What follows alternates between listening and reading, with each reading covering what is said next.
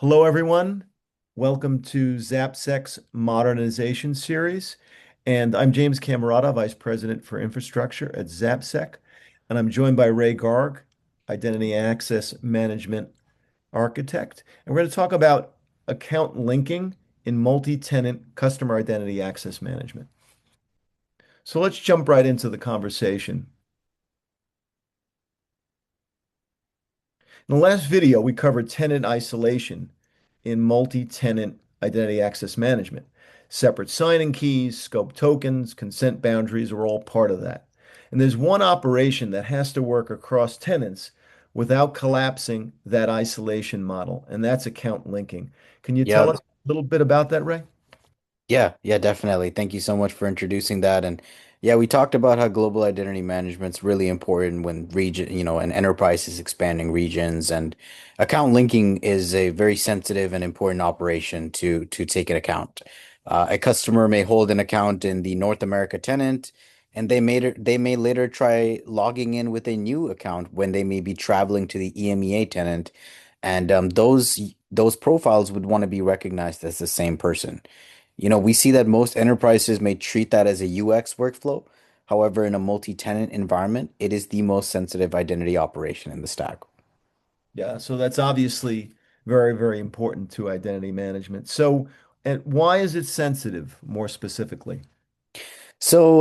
There's a greater blast radius there where you have account takeover risk happening. The anti-pattern here is a shared join surface. If you had a single linking table that bypassed tenant scoping, bypassed verification and consent boundaries, that introduces a lot of problems. And when linking works that way, a connection created in one tenant can silently expand a user's scope into another tenant's entitlements. That's a fraud surface and a regulatory exposure. Yeah, so it's obviously potentially a major problem. So maybe you can tell us about what controlled linking requires. Yeah, so three things.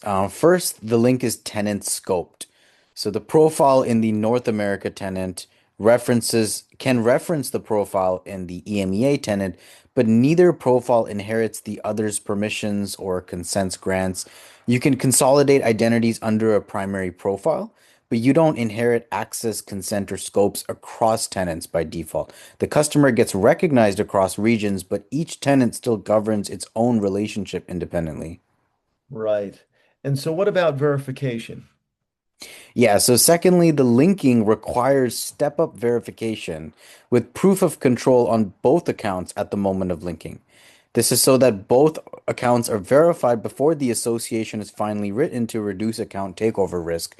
That prevents someone, who compromise one account from linking it to one another. And what about consent? Yeah, so thirdly, consent has to be rebound per tenant. So the North America record reflects that the customer agreed to be recognized by the EMEA, and the EMEA records the reverse. So under GDPR or any other strict regional requirements, you need that bilateral trail. A single consent prompt that covers all your tenants does not hold up. Right. So this connects to the prior discussion where we were talking about shared risk telemetry. Yes, yeah. Every link creation emits an immutable event into the shared telemetry layer. Which accounts, which tenants are being used, what verification methods were used, the timestamps at which linking happened. That supports detection of link farming, where an actor can create a volume across tenant links to probe for scope leakage. And it can also support audit reconstruction when a regulator needs to trace how two accounts became associated. Right.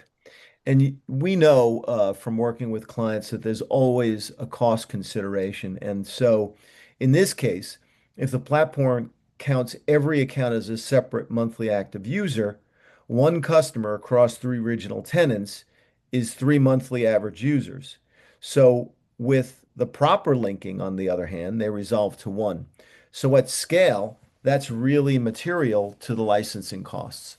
Correct. Yeah, it really is. This reduces MAU sprawl. You're able to consolidate a user's identity profiles into one identity profile there.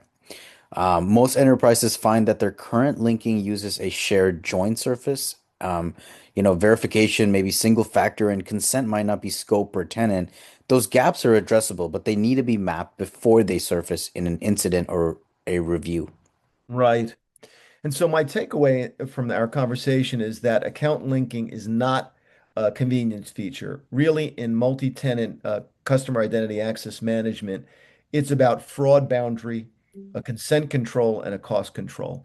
And so customers really need to think of it in that way.